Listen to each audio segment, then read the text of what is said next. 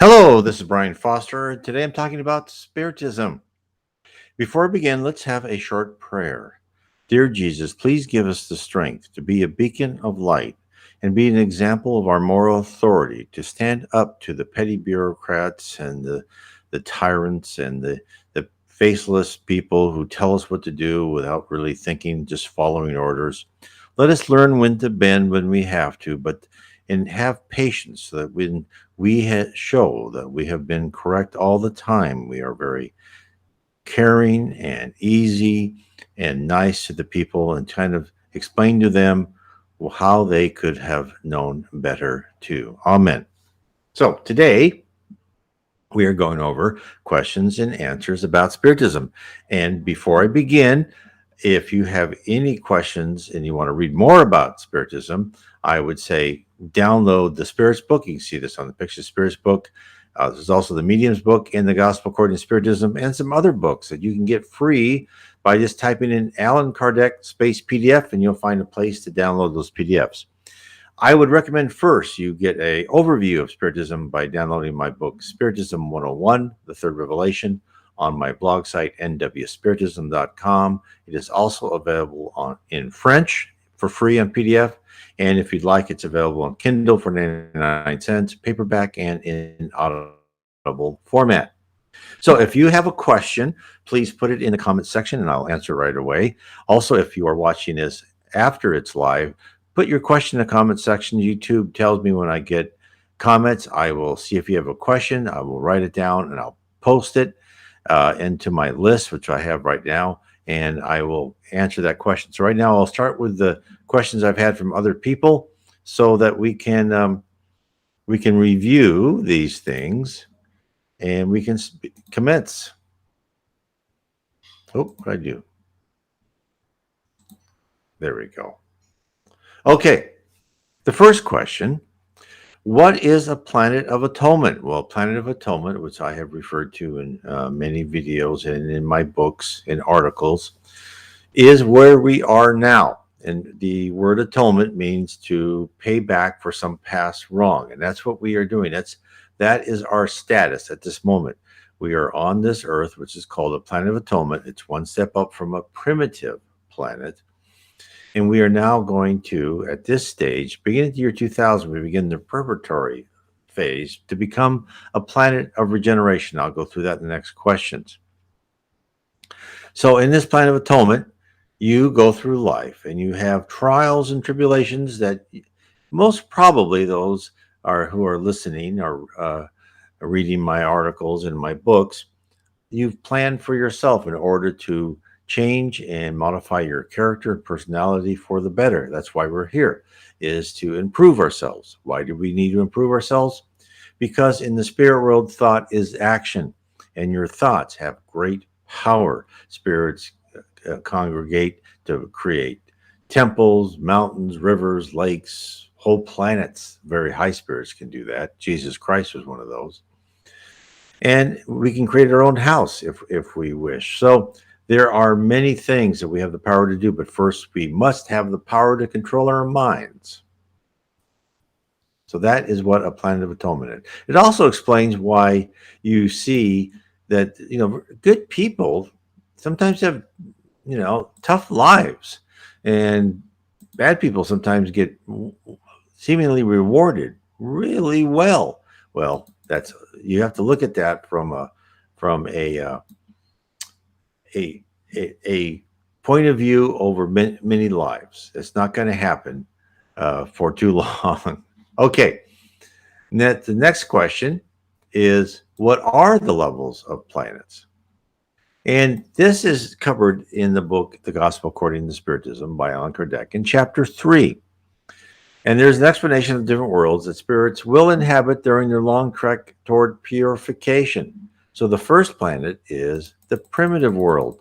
We've all been there. It's intended for the first incarnations of the human soul. The beings that inhabit them are, to a certain extent, rudimentary. They have the human form, but are devoid of any beauty. Their instincts are not tempered by any sentiment of refinement or benevolence, or by any notions of right or wrong. Brute force is the only law. With no industry or inventions, they spend life in the conquest of food. So it's the law of the jungle in a primitive world. That's where we reinforce a lot of our primitive emotions: hate, envy, pride. Just take what we want to take. And of course, now as we become more mature, we have to, just like children, as they go up in age, they have to get rid of the complete selfish behavior and become more civilized. We too have to do that. It's not easy. Okay, number two, the world of trial and expiation. Of course, that is also called a planet of atonement. You can substitute one for the other. You are living on this world. There is more evil present than good. And now you know why life is not easy.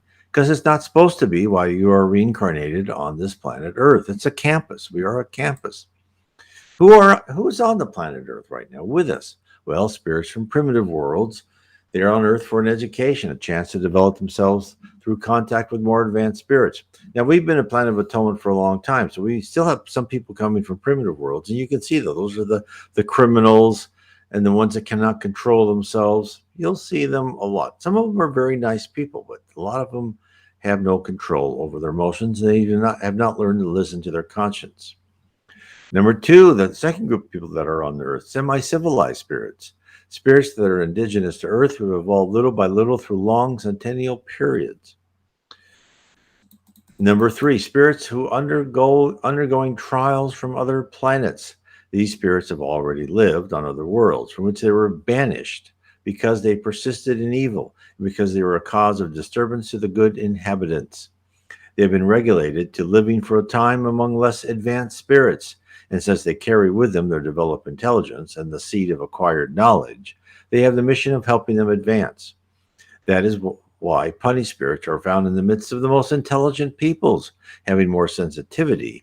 The miseries of life are bitter to them because sufferings bruise them more deeply than they bruise the primitive peoples, whose moral sense is more obtuse.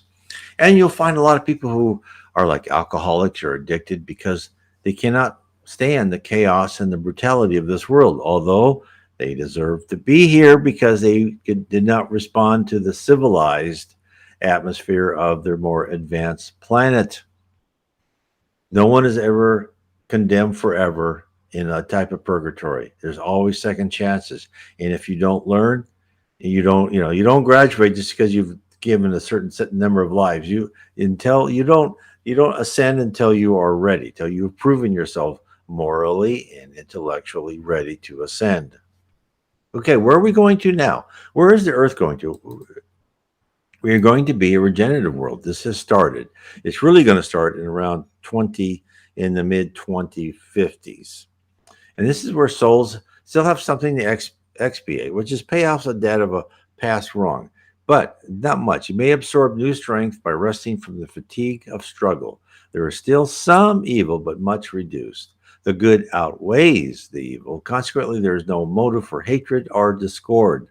The foresight of their future, which is intuitive in the peoples of this world, and the sense of security resulting from a conscience void of remorse, cause them to look forward to death without fear, as simply being a process of transformation, the approach of which they perceive without the slightest uneasiness. We will also have been told that will grow in our capacity, our brain capacity will grow. We will have a lot more attributes that we will have. We'll see more around us. We'll communicate more with the spirit world. Number four, happy worlds, where good outweighs evil. Again, on happy worlds, we still retain our human form, though the senses are more acute. Now, before I leave the regenerative world, I just remember something. Now, in John the Revelation, where he talks about the apocalypse and dividing the human race into two. Well, that is really what's happening as we go from one level of planet to the next planet. So that is happening now, but we don't see it because the people who are not ready to be in a regenerative world, which we are going to pretty soon, and we're starting, and it's not like a snap of your fingers and you're on the superior planet. It's gradual.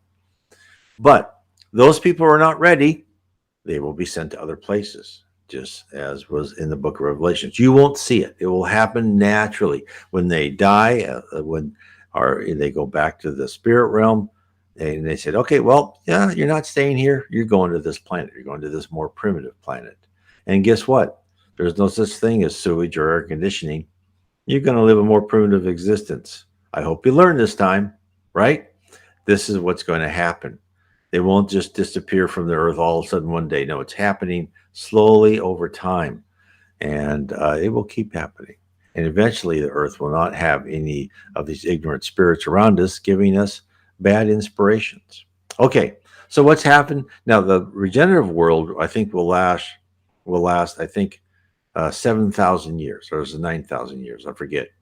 And we will be in that phase for around that many thousands of years, and then we will start the transition to a happy world. Now, what's a happy world? It's where good outweighs evils. We still retain our human form, although the senses are more acute. The body changes, as described in the Gospel according to Spiritism. The specific lightness of the body enables rapid and easy locomotion. We are less dense. Instead of dragging itself laboriously over the ground, it glides, so to speak, over the surface or sails through the air with no other effort than that of the will, in the way in which angels are portrayed. With the improvement in our bodies, the years of infancy and adolescence are shorter, while the average lifespan is much longer than Earth today. And some people say 500 years, some people say 1,000 years. And you don't really start growing old till just before your end time, and you're aware of your coming end time. Politically, on such worlds, relationships between nations are always friendly and are never disturbed by the ambition of dominating their neighbor or by war, which is its consequence. There are no masters, slaves, or privileges of birth. Only moral and intellectual ascendancy establish a difference of conditions and confer supremacy. The meritocracy. All authority is always respected, for it is conferred only on those who have merit, and it is always exercised with justice. So, hence, hatred, jealousies, and selfishness are not present. All feel a sense of fraternity and love, where the strong assist the weak.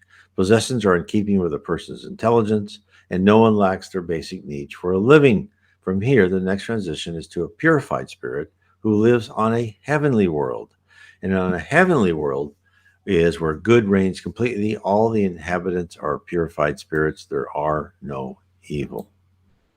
So that is the different levels of planets. I have actually a separate YouTube video on that, but I thought that might be interesting to people to go over again in our Q&A. Again, if you have any questions, please write them down in the comment section, and I'll be happy to answer them.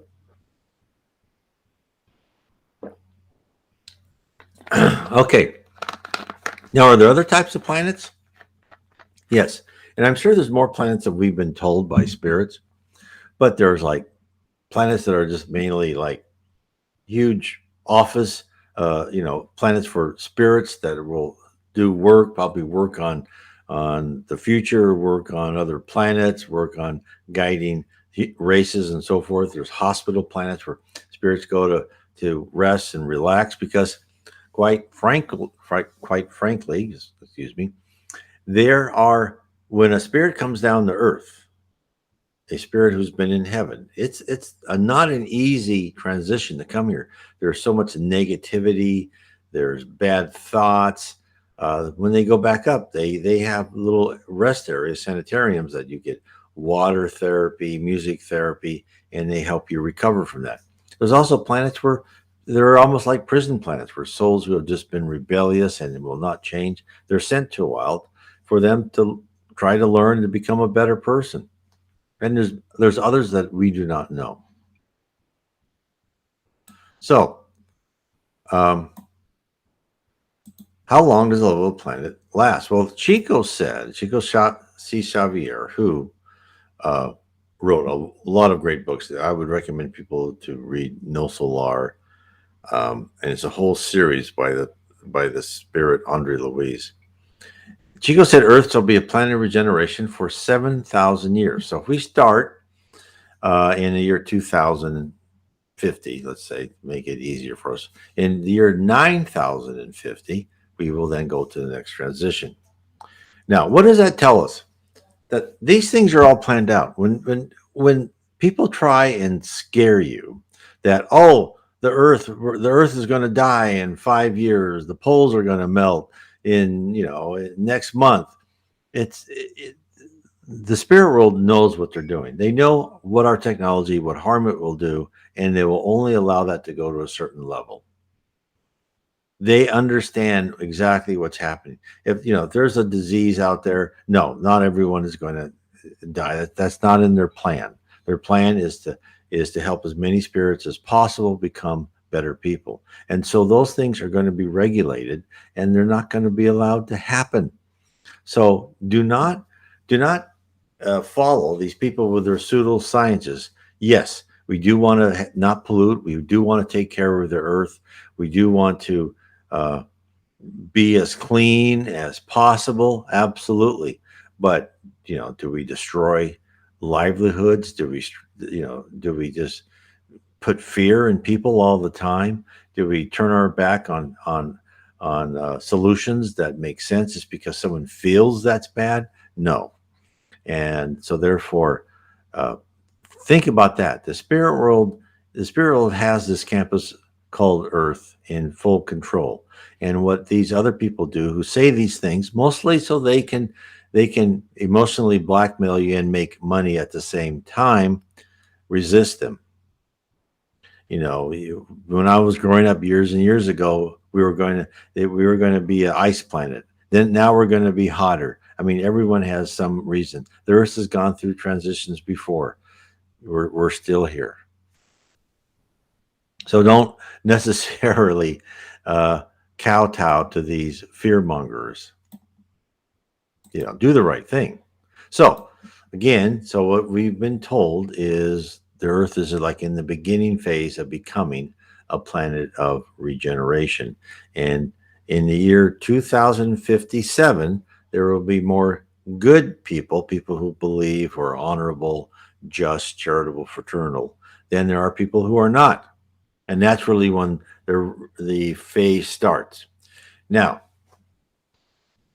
where we are now is around probably a little bit higher than 30%, maybe higher than that. I'm not quite sure.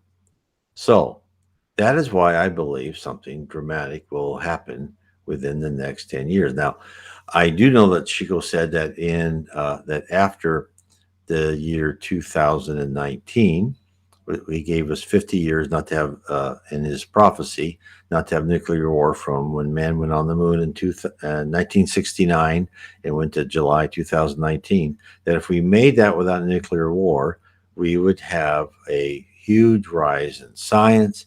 Aliens would be exposed to the public. I think a lot of governments know them already, but aliens would come and help us with new technology, and we would have a period of renaissance, which would be amazing. So those things, and that's why I think something dramatic must happen, because you can't grow that many people can be converted just as like our normal path of our of our just constant propaganda of materialism. That is going to have to change. How that's going to change, I don't know. That's why I pray, I hope all of us kind of be a beacon of light to other people, to say, no, we don't need the latest tennis shoes. We're not going to fight other people for that deal on that TV. We know how to learn to live within our means and do our job, and not depend on each other monetarily unless we have to, and help other people. And so those things we just need to keep doing. Okay. So if anyone has any questions, I will take them. If not, I will carry on.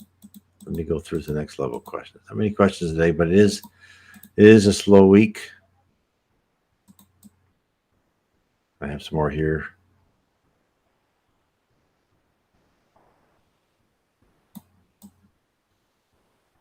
Let me go through it. Okay. Here is the next question again. So just feel free to write a comment. I will stop and answer your question. But these I'll go through from people who've had questions before.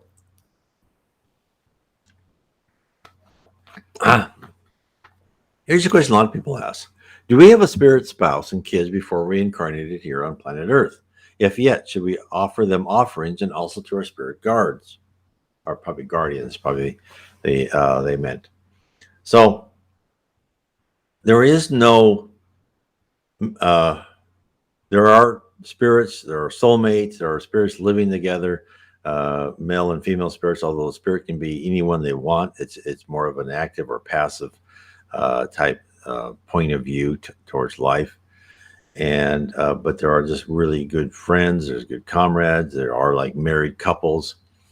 And you don't have kids per se in the spirit world because you are immortal, you live forever, but you have children that you have been parents before in the physical world, and family groups tend to reincarnate together.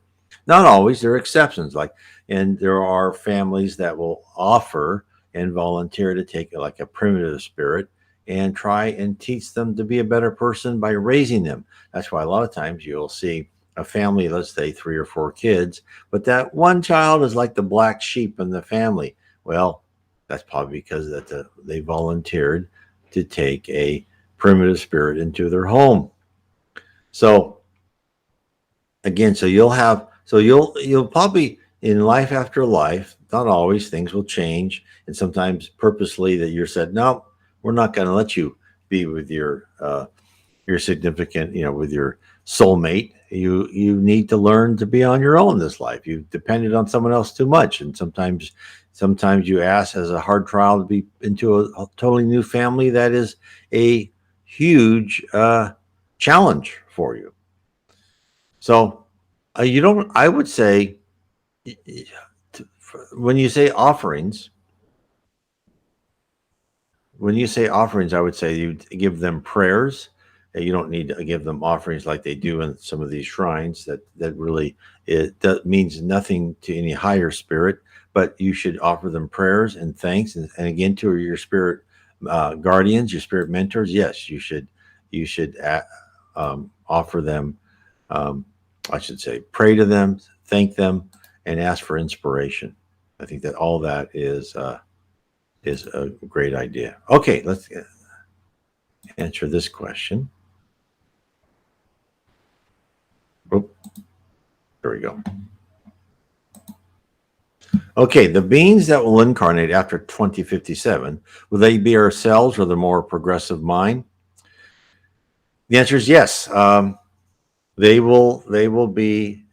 And again, just to clarify, and I know this is probably what you meant, but it's hard to write these small comments in your questions and these things, is they will be us as we have matured, and we will have a more progressive, more civilized behavior. We will have taken out our primitive emotions, become better people. So when we are born, we will still be born into families. We'll be taught, and then when you're about 15 to 20, your true character comes out, your instinct and your conscience, and that true character will have the instinct of being a more progressive mind, a more gentle, kind, fraternal, charitable, honest person, and that will be your instinct. And so yes, you can still make mistakes along the way. You may still have things to learn, but it will be a lot less, and it will be a lot less dramatic. So so we will be part of that.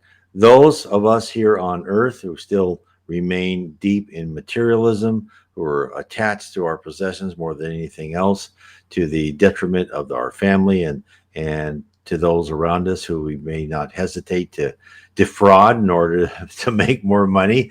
I know I've been there in past lives. I've been told I've been there. So therefore, they will not be allowed to reincarnate on Earth after that date, I believe. There may be some that are on the boundary, right? Because there's spirit world. There's always exceptions to everything I say, because everything I read in the spirit world, there's always everything is personalized. There's not one size fits all. It's not like our bureaucracy here on Earth, where if you you have to fit in a certain slot, or if you haven't done something, well, no, okay, no, you can't do that. No, it's everyone is analyzed on their own, what will help them, what will hinder them, and they will be offered assistance. I hope that helps answers that question. Okay, let's bring up another question if we don't have one that's written. If our zodiac sign is a water element, does that mean we're from a marine kingdom, or do we align with the water goddesses? So, astrology, it's interesting because Spiritism says that planets do indeed affect us. So, as the Earth moves, and we go in different boundaries of Mars and Jupiter and Saturn and Mercury and Venus and other constellations, our proximity does have influence on us. But it's so subtle that you can't really explain that by astrology. In my opinion only, is that a really good astrologist is also a medium, and they can think of these things and look at these charts, but then their intuition and their inspiration will come, and they will be able to give you some details that are just amazing. I knew a friend of mine who he's from India, and of course, when you're born in India, I guess for his family, I'm not sure how wide that is, detailed charts made. And this detailed chart said, oh, he's going to break a leg or an arm, I forgot which, at this age. He even said what arm it was. And it happened, right? And it even said when he would die. Now, his wife won't let him read that part, but it was extremely correct, he said, so far. His wife won't let him read it. His mother gave it to his wife when they got married. So I don't think that these are things that you can do with charts, because Spirit World says, yeah, they do affect, but they're so subtle and they affect different people different ways. And there's some generality to it too.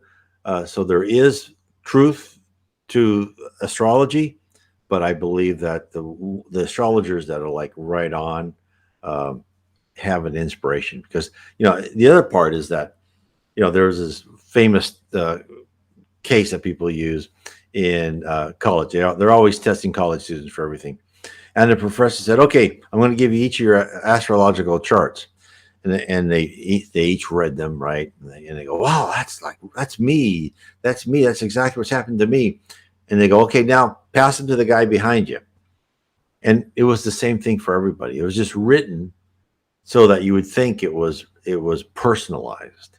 So there's a lot of gray area there, but I believe, again, I'll just repeat again, I think some of these people really have a connection to the spirit world, and they can connect inspirationally with spirits that will know a person's future, and they're used for that for their own reasons. So, and to answer the second part of the question is no, it doesn't mean you have to align with the water goddess or the marine kingdom. I think that is, I don't think that has anything to do with anything. Do I know that for sure? No. So you do what you think is best. I'm not going to say yes or no, but that's just my opinion. Okay. Next one. I have one extremely important question about Jesus. In the book of Hebrews, it says there's no forgiveness of sins without the shedding of blood. How does this tie to the Spiritist doctrine? Well, I think it's how you read that, shedding of blood, because we're in a world of atonement, and this is what Jesus said, that we have to get forgiveness of our sins. And mainly we have to forgive ourselves, and only after we forgive ourselves can God in the spirit world forgive us, right? Because that's how we feel. And when they said shedding the blood, I really believe that means this is another allusion to multiple lives, and that there's no forgiveness of sins without a lot of hassle, a lot of work, a lot of sweat, blood, and tears. And therefore, everything you did will come back to you. For every action, there's a reaction. Karma is real. Let me bring this chart up I made because I believe it shows the process. Let me hide this.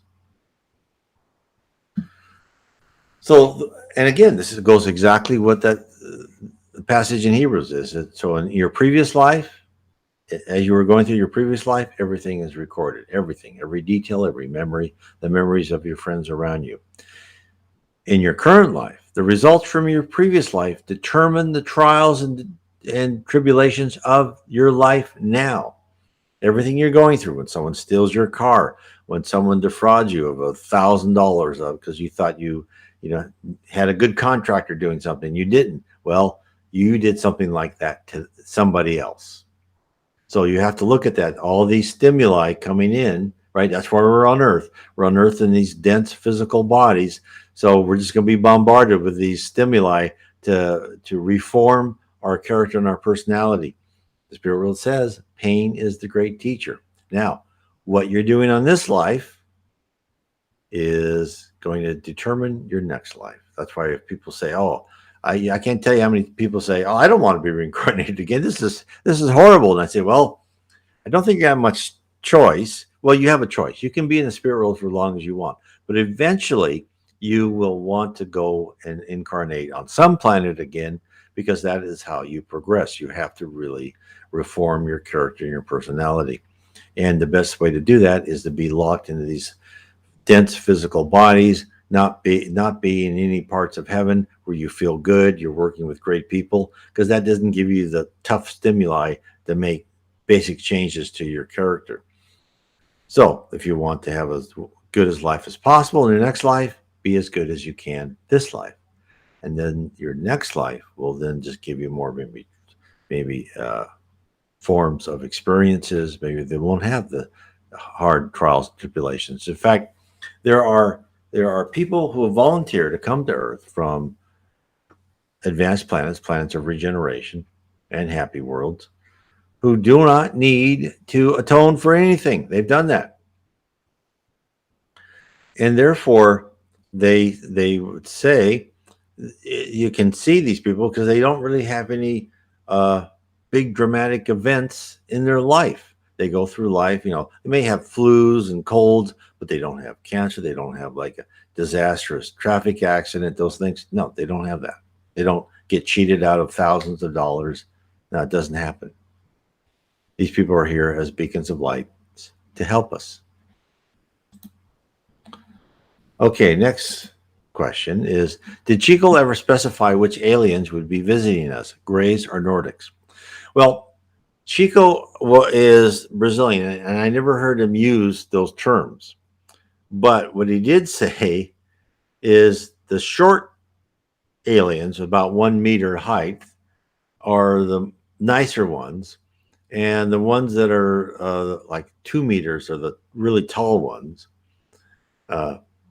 Are a little bit meaner, right? You got to watch those guys because they'll get what they want from you. So when aliens come, it's not like they're these benign, blessed people. They're not going to take us over. They're not going to enslave humanity because Jesus is not going to let them.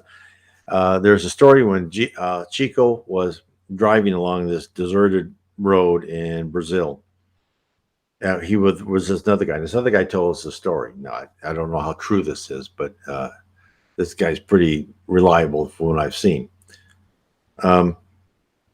This alien saucer came down, and so Chico stopped the car, and he saw that they were like taking up a cow or something like that for, I think, genetic testing.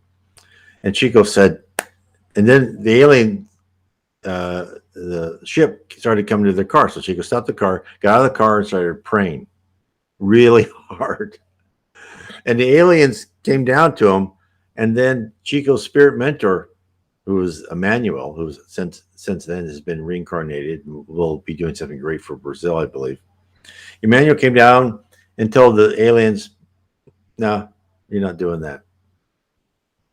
Like, okay. The aliens know about spirit world. They've been through these advanced civilizations.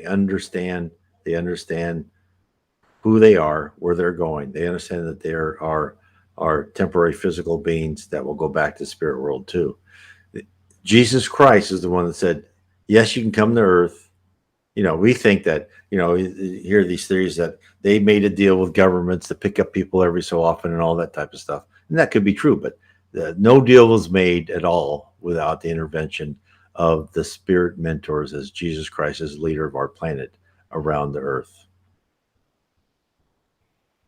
So and I'm not.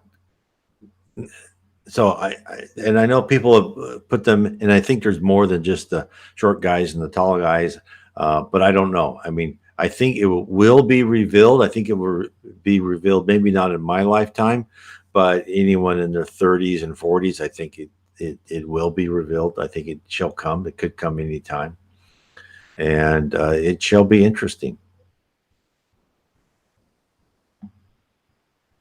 I hope that helps. I wasn't able to answer you directly, but I try to give you what I've heard. I also know that Waldo Vieira, who worked with Chico, for a while, he had been talking to aliens, and I know aliens are interested in the Earth, or interested in helping the Earth. I do know that Chico was taken to like a tour of the solar system, and he saw that the aliens had a base in one of the moons of, I believe, Jupiter, and that they were here to. Now, this was interesting, and this is what I don't quite understand. And I would like to ask that in some mediums meeting, but I haven't had um, the ability to do that yet. Is they said, well, that's a base that's to stop any other aliens coming and bothering us. So to me, that means that there could be aliens out there who do not mean us well, but it also means is that why did the civilization allowed to rise? Because I know our civilization on Earth has been technically advanced, but it's been brought down like more than like 4 times at least. Atlantis, Lemuria are two, and then I've been read from spirits that there's been more than that, but they don't say what it is.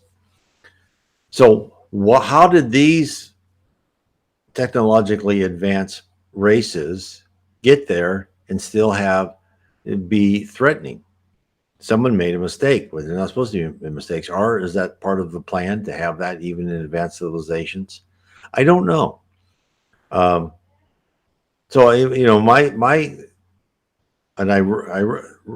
wrote about this in my book, The 1,000-Year March.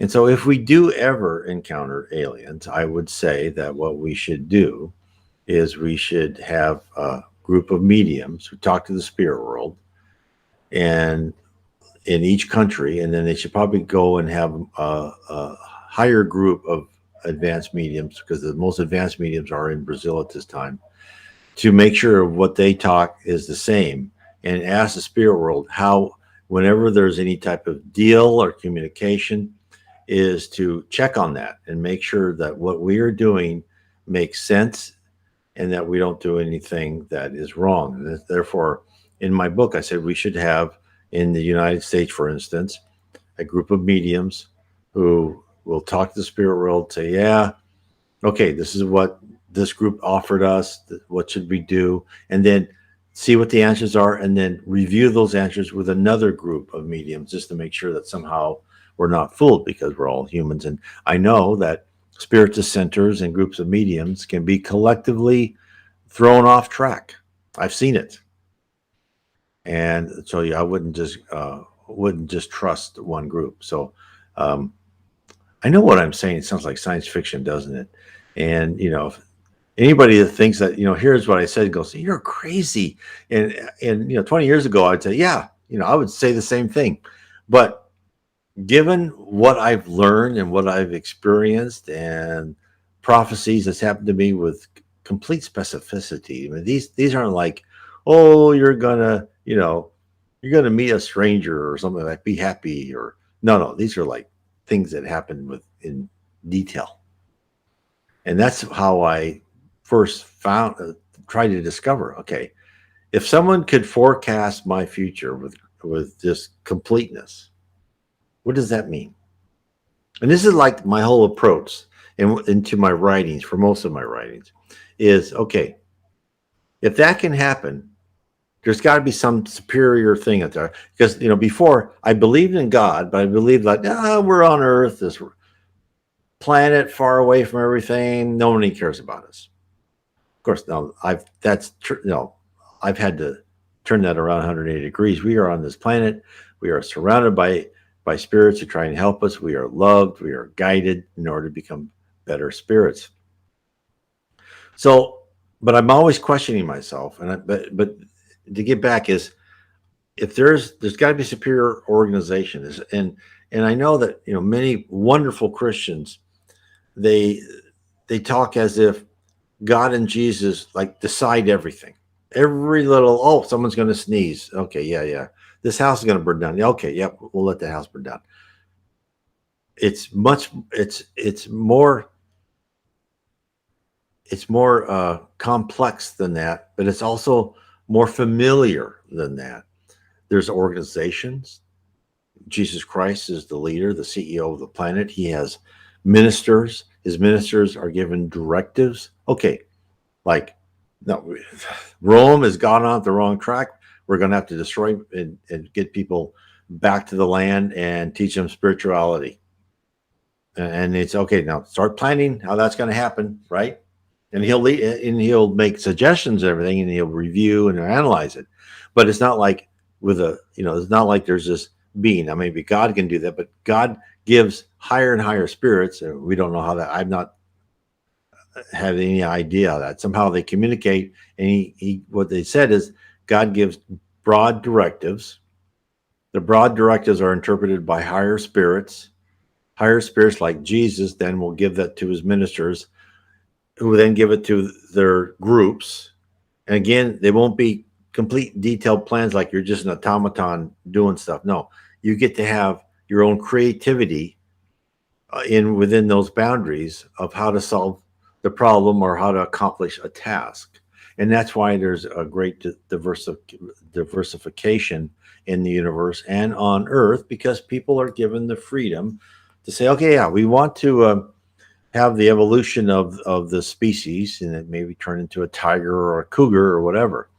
And the spots on it or not spots will be up to the lower level people. So you have things to do. There are things that can be done, and that is it's kind of like it's mundane, and it's familiar.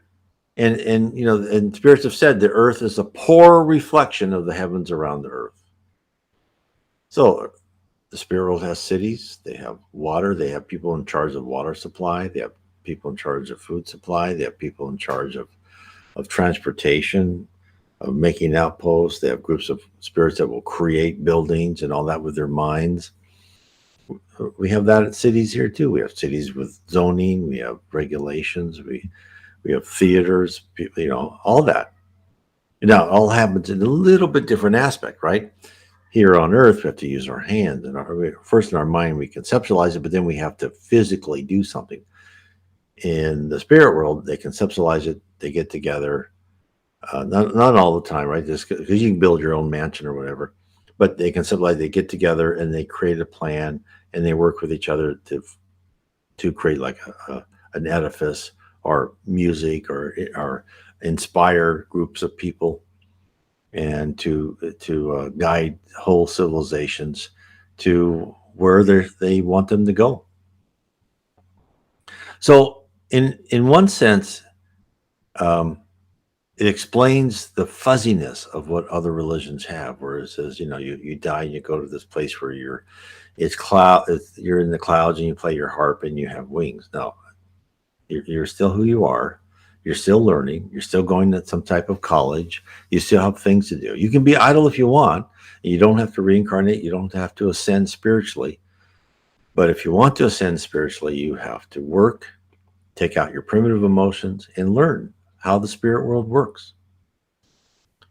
Okay.